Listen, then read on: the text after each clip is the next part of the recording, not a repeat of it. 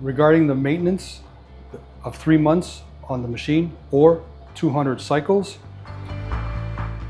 At the front of the machine, you open the front cover, which exposes the HEPA filter.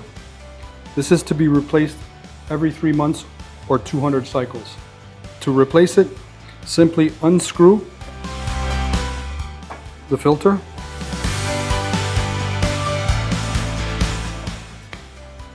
and discard the old filter and replace it with a new filter. Screw it back in.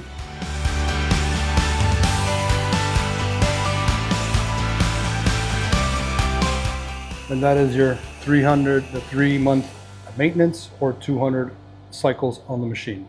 Thank you.